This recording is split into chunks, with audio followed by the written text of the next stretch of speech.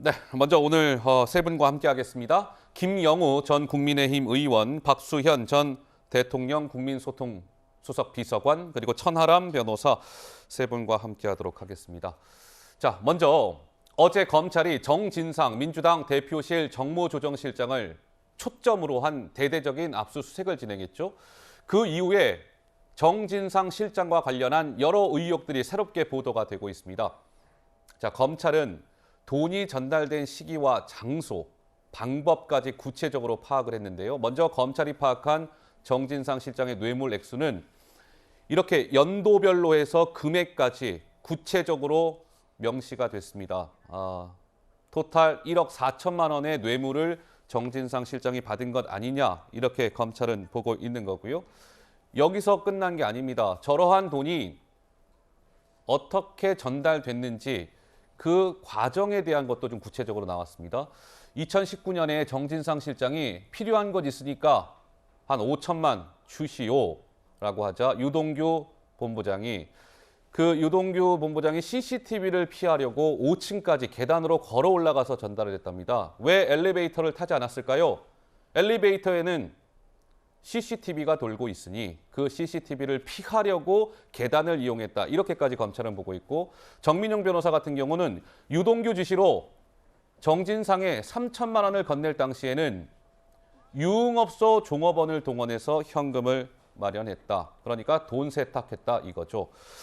먼저 우리 천하람 변호사께요. 이 정도 이제 돈의 액수가 나왔고 그 시기가 나왔고 전달 방법이 굉장히 구체적으로 나왔습니다. 어떻게 평가하세요? 네, 그렇습니다. 지금 이제 이걸 꾸며냈다라고 보기 어려울 정도로 굉장히 구체적인 얘기들이 많이 쏟아지고 있습니다. 소위 말하는 대장동 일당이라고 하는 사람들이 어떻게 보면 더 이상 이런 범죄 내용을 숨기기 어렵게 되자 자발적으로 과거 사실에 대한 진술을 늘어놓고 있는 걸로 지금 보이는데요. 네. 말씀하셨던 것처럼 액수도 굉장히 구체적이고, 아마 그 전달책 내지는 이런 역할을 맡았던 유동규 본부장 입장에서 본인이 전달하라고 왔을 때의 구체적인 상황까지 묘사를 하고 있습니다. 특히나 CCTV를 피해서 5층까지 걸어갔다라고 하는 것은 기억에 남을 만한 일이거든요. 이런 네. 기억에 남을 만한 일을 근거로 구체적인 얘기를 꺼내놓고 있고, 또 어떻게 보면 그 어떤 술집을 동원해가지고 종업원을 통해서 돈 세탁을 했다라고 그러니까요. 하는 구체적인 얘기까지 네. 나오고 있기 때문에 상대적으로 법조계에서 봤을 때도 이런 식의 구체적인 진술이 나온다라고 한다면은 진술의 신빙성이 훨씬 더 높아진다, 이렇게 평가할 수가 있겠습니다. 그런데 그러면 천하람 변호사님, 근데 네. 정진상 실장 측에서는 이게 아예 인정을 안 하고 있단 말이에요. 뭐 일부 인정하는 것도 아니고 여러 가지 본인과 관련된 의혹에서는 단 0.1%로 인정하지 않고 있는데 검찰은 어쨌든 혐의가 있다라고 보고 있잖아요. 그러면 이 부분은 검찰이, 정 전 실장은 지금 100% 부인하고 있는데 검찰은 이 부인을 어떻게 깨 나갈까요? 결국 증거의 문제입니다. 증거의 문제. 네, 아니 물론 뭐 본인 입장에서는 부인할 수 있고 본인의 방어권 행사할 수 있겠습니다만은,